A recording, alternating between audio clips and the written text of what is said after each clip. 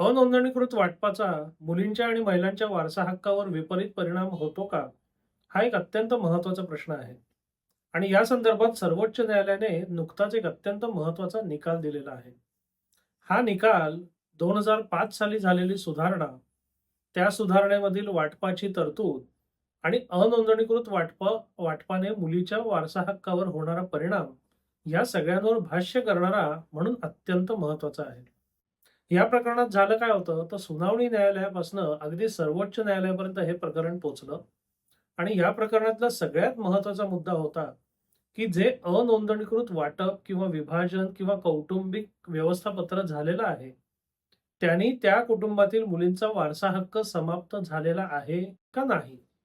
हा प्रश्न अगदी तालुका म्हणजे सुनावणी न्यायालयापासून जो सुरू झाला, तो सर्वोच्च न्यायालयापर्यंत पोहोचला.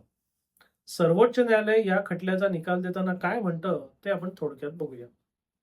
नोंदणीकृत नसलेला विभाजन करार, ज्यामध्ये पालुपट्टी समाविष्ट आहे, तो मर्यादित उद्देशांसाठी वापरता येऊ शकतो. म्हणजेच संयुक्त कुटुंबाच्या स्थितीचा भंग आणि मालकी सिद्ध करण्याकरता, ताब्याचं स्वरूप स्पष्ट करण्याकरता, त्या अंतर्गत झालेल्या व्यवस्थेची नोंद करण्याकरता आणि पक्षकारांच्या पुढील वर्तनाचे पुरावे दाखवण्याकरता असा करार ग्राह्य धरला जाऊ शकतो.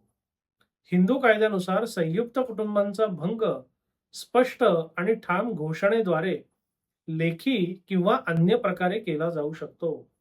अशा भंगाचे लेखी स्वरूपातील पुरावे, भंगाची वस्तुस्थिती, त्या अंतर्गत केलेली व्यवस्था आणि त्यानंतरच्या ताब्याचे स्वरूप सिद्ध करण्याकरता ग्राह्य मानता येतात.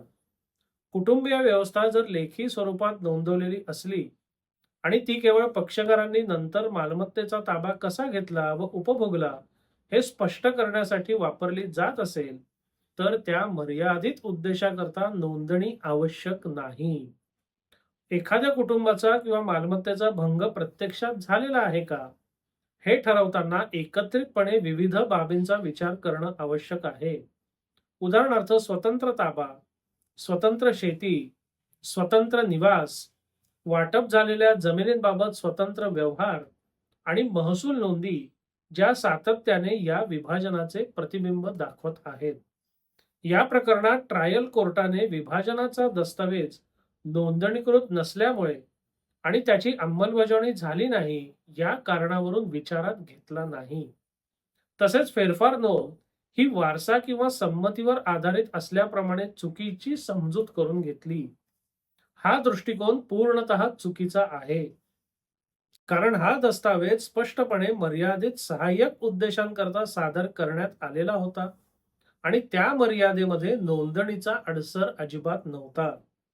म्हणून आम्ही असं ठरवतो, की त्या संदर्भातले जे दस्तावेज 11 फेब्रुवारी 1972 पासून संयुक्त कुटुंबांचा भंग झाला होता हे सिद्ध करण्याकरता आणि त्यानंतर त्यांनी आपापल्या मालमत्तेचा स्वतंत्र ताबा व उपभोग घेतला हे दाखवण्याकरता सादर केलेले आहेत, ते ग्राह्य आणि विश्वासार्ह आहेत. तसे ज्या काळात मुली सहहिस्सेदार म्हणजे को पार्सनर नव्हत्या, त्या काळात झालेल्या विभाजन किंवा भंगाच्या आधारे त्यांना को पार्सनरी म्हणजे सहहिस्सेदाराचा हक्क प्राप्त होत नाही. 2005 मध्ये जरी कायद्यात बदल झालेला असला, तरी त्याच्याकरता निश्चित करण्यात आलेली डेडलाईन म्हणजे 20 डिसेंबर 2004 आणि त्याच्यापूर्वी म्हणजे सन 72 मध्ये झालेलं वाटप, या दोन्ही गोष्टींचा जर एकत्रित अर्थ काढला, तर या प्रकरणातल्या मुलींना कायद्याप्रमाणे वारसा हक्क प्राप्त झालेला नाही, हे अतिशय स्पष्ट आहे. अशी महत्वाची निरीक्षणं नोंदवल्यानंतर सर्वोच्च न्यायालयाने मुलींच्या विरोधात निकाल दिलेला आहे. आता हा निकाल महत्वाचा का आहे? तर मूळ कायद्यामधील जी तरतूद आहे, त्यामध्ये जी डेडलाईन आहे आणि त्याच्या संदर्भात जे वाटपाचा उल्लेख आहे, तो असं म्हणतो, की 20 डिसेंबर 2004 पूर्वी जर मालमत्तेचं वाटप झालं असेल, तर त्याला या नवीन हक्कांनी बाधा निर्माण करता येणार नाही. मात्र असं वाटप हे नोंदणीकृत असलं पाहिजे किंवा न्यायालयीन निकालाने झालेलं असलं पाहिजे. पण हा जो सर्वोच्च न्यायालयाचा निकाल आहे, त्या निकालाने त्या तरतुदीचा अर्थ लावताना हे स्पष्ट केलेलं आहे, की त्या कायद्यात जरी काही म्हटलेलं असलं, तरी जर डेडलाईन पूर्वी म्हणजे 20 डिसेंबर 2004 पूर्वी कौटुंबिक व्यवस्थापत्र, कौटुंबिक विभाजन किंवा त्या संदर्भातला कोणताही दस्तावेज झालेला असेल, तर तो दस्तावेज ग्राह्य धरला जाऊ शकतो. त्याची नोंदणी आवश्यक नाही आणि त्या दस्तावेजाचा विभाजन, विभाजनानंतरची परिस्थिती, त्या अनुषंगाने घेतलेला ताबा, त्या अनुषंगाने प्रत्येकाने केलेल्या कृत्या, हे सगळं सिद्ध करण्याकरता मर्यादित वापर ग्राह्य आहे.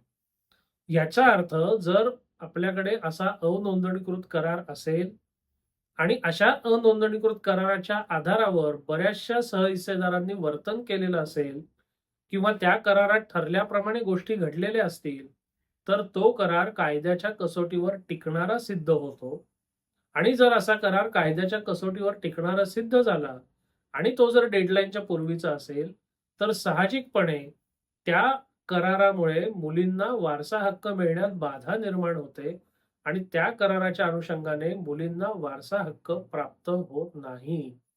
म्हणून आपल्यापैकी जे लोक वकील आहेत, जे पक्षकार आहेत, जे विशेषतः मुलींच्या बाजूने एखादा हक्क मिळवण्याकरता लढत आहेत, त्यांनी आपापली प्रकरणं तपासा. जर त्यांच्या प्रकरणामध्ये असा कोणता करार असेल, असा कोणता कराराचा आरोप असेल, तर त्याची गंभीरता आपण समजून घेतली पाहिजे. त्या कराराचं अस्तित्व आहे का? त्या कराराचं अस्तित्व सिद्ध होतंय का? त्या करारात नमूद केल्याप्रमाणे पुढच्या गोष्टी घडलेल्या आहेत का? हे जर सगळं झालं असेल, तर आपला दावा, आपली मागणी फेटाळली जाण्याची दाट शक्यता आहे. म्हणून कोणतंही प्रकरण, मग तुम्ही पक्षकार असा किंवा वकील असा, आपण दाखल केलेलं प्रकरण कायद्याच्या विविध निकालांच्या कसोटीवर टिकणार आहे का, हे आपण तपासलं पाहिजे. सुरुवात करायची असेल, तर सुरुवात करायच्या आधीच आपण तपासलं पाहिजे. जेणेकरून आपण कायद्याच्या चौकटीत न बसणारं प्रकरण दाखल करण्यात वेळ, पैसा आणि मेहनत वाया घालवणार नाही. दाखल झालेला असेल आणि कायद्याच्या चौकटीत बसलं नसेल, तर आजपर्यंत जे कष्ट झाले ते झाले. इथून पुढे तरी त्याचा उगीचच पाठपुरावा करू नका. कारण हाती काही लागणार नसेल, तर उगीचच पाठपुरावा करण्यात तसा काहीच अर्थ नाही, असं किमान माझं वैयक्तिक मत आहे. हा विषय तुम्हाला कसा वाटला? हा व्हिडिओ तुम्हाला कसा वाटला? अवश्य कळवा. धन्यवाद.